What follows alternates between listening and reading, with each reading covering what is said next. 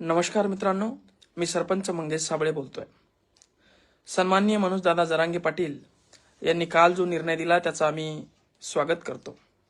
सन्माननीय मनोजदादा हे आमचं दैवत आहे।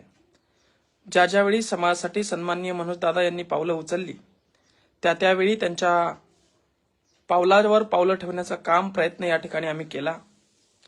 समाज म्हणून नेहमी ज्या ज्यावेळी पाटलांना गरज भासली त्यावेळी एक मावळा म्हणून आपण पाटलांसोबत उभं राहण्याचा प्रयत्न देखील केला। मग तो गाड्या फोडायचा असेल, गाड्या जाळायचा असेल, रस्त्यावर उतरायचा असेल, पाटलांचा जीव धोक्यात असताना महाराष्ट्रामध्ये प्रशासनाला धारेवर धरायचा असेल, आणि असे समोर चालूच राहणार आहे। जोपर्यंत आरक्षणाचा लढा सुरू आहे तोपर्यंत पाटलांचे खंदे समर्थक, पाटलांचे बॉडीगार्ड, पाटलांच्या जीवाला काही धोका होऊ नये म्हणून आम्ही नेहमी पाटलांसोबत असणार आहे। परंतु या ठिकाणी मित्रहो, ज्यांनी कोणानी आपल्याला लाठ्या मारल्या त्यांना आपण रिटर्न मध्ये लाठ्या मारू शकत नाही, त्यांना आपण रिटर्न मध्ये हमला करू शकत नाही। त्यांच्यावर हमला हा आपल्याला संसदेत जाऊन करावा लागेल। आणि म्हणून पाटलांनी जी भूमिका घेतली आहे राजकारणापासून दूर राहण्याची ती उत्तमच आहे। मात्र आम्ही अगोदरपासूनच राजकारणात आहोत, आम्ही सरपंच आहोत, आणि असं करत असताना आमच्या एक गोष्ट लक्षात आली की सन्माननीय रावसाहेब पाटील दानवे असतील, सन्माननीय डॉक्टर कल्याणजी काळे असतील, यांच्यापेक्षा आम्ही खूप लहान आहोत।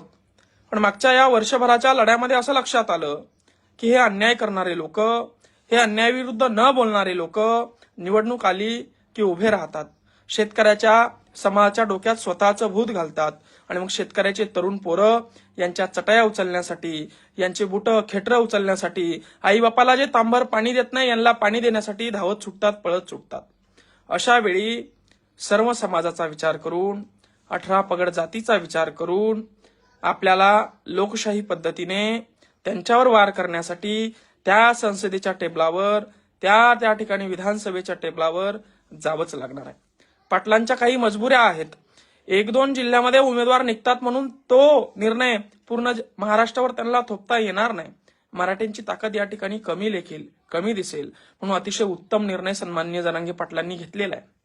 मात्र एक राजकीय व्यक्ती म्हणून राजकारणाशिवाय समाजाला, जनतेला पर्याय नाही, म्हणून कारण तीच संसद आहे जिथून आपण हे सूत्र हातात घेऊ शकतो, जिथून आपण आरक्षण काढू शकतो, जिथून आपण शेतकऱ्याच्या शेतीमालाचा भाव काढू शकतो, आणि मग तिथं जाणं, त्यासाठी कमीत कमी लढणं हे आपल्यासाठी एकमेव पर्याय आहे।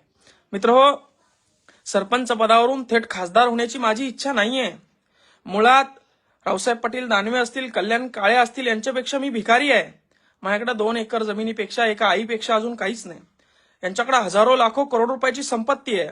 पण मित्रहो, माझ्याकडे 50-45 केसेस आहे, ज्या समाजाच्या नावावर, ज्या जनतेच्या नावावर, ज्या शेतकऱ्याच्या नावावर मी आंदोलन केले, त्यांच्यासाठी आवाज उचलला। ज्या ज्यावेळी अन्यायाविरुद्ध आवाज उचलला त्यावेळी एक नवीन केस यांनी माझ्यावर थोपण्याचा प्रयत्न केला। त्या केसेस घेऊन या ठिकाणी आम्ही आता रिंगणात उतरणार आहोत आणि यांना पर्याय या ठिकाणी निर्माण करणार आहोत। कारण की जर आपण रावसाहेब दानवे यांना मतदान न करता कल्याण काळे यांना मतदान केलं तर हे काँग्रेसमध्ये निवडून आलेले लोक आपण बघतात मागच्या काही वर्षापासून, मागच्या काही महिन्यापासून मंत्रीपद मिळालं नाही म्हणून भाजपमध्ये जातात। काँग्रेस, भाजप, राष्ट्रवादी, शिवसेना हे सगळे एकच झालेले आहेत। हे स्वतःच्या स्वार्थासाठी आपण आता जरी निवडून दिलं तर उद्या भाजपमध्ये जायला मागे पुढे पाहणार नाही। मंत्रीपदासाठी हे काहीही करू शकतात हे आपल्याला दिसून आलेलं आहे। आणि ज्यांनी आपल्याला मार खाऊ घातला, ज्यांनी आपल्या आई बहिणींच्या डोक्यात काट्या घातल्या, अशा लोकांना तर आपण मतदान मुळीच देऊ शकत नाही। आणि म्हणून या दोघांनाही पर्याय म्हणून तरुणांच्या भावना समजून, सन्माननीय पाटलांच्या भावनेचा आदर करून, पण नाविलाजाने या जालना लोकसभा मतदारसंघामध्ये आम्ही या ठिकाणी 18 तारखेला फॉर्म भरणार आहोत। हे बघा, आमच्याकडे 1 रुपया नाही, आम्ही अंडरपॅन्डवर या ठिकाणी उभं राहणार आहे, नागडा या ठिकाणी उभं राहणार आहे। पॉम्पलेट नाही, बॅनर नाही, सभा नाही, कुठला प्रचार नाही, कुठला पैसा नाही। तुमच्या मनामध्ये, घराघरामध्ये जो उमेदवार असेल त्याला मतदान करा। जो उमेदवार या ठिकाणी 10-10 वर्ष गावात येऊन बघत नाही, खासदार असताना गावाला कुठलंही काम देत नाही, गावाच्या विकासाचं, गावाच्या शिक्षणाचं, गावाच्या घरकुलांचं कुठलाही प्रश्न संसदेत मांडत नाही, जो अपक्ष उमेदवार काँग्रेस पार्टीचा उमेदवार, ज्या उमेदवारावर प्रशासनाची छाप नाही, ज्या उमेदवाराची प्रशासनावर छाप नाही, तहसीलदार देखील 2 पायऱ्या खाली उतरून त्यांच्यासाठी येत नाही, अशा या दोन्ही उमेदवारामध्ये थेट विभागीय आयुक्तांना नडण्याची ताकद आमच्यामध्ये आहे, गुन्हे घेण्याची ताकद आमच्यामध्ये आहे.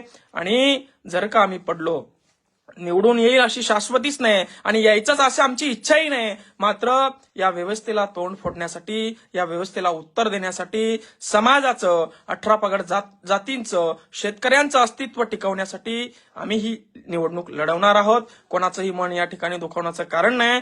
आपण लोकशाही मार्गाने सुद्धा लढायला हवं, आपण आंदोलनाच्या मार्गाने सुद्धा लढायला हवं. जय जिजाऊ, जय शिवराय, जय जवान, जय किसान. धन्यवाद मित्र.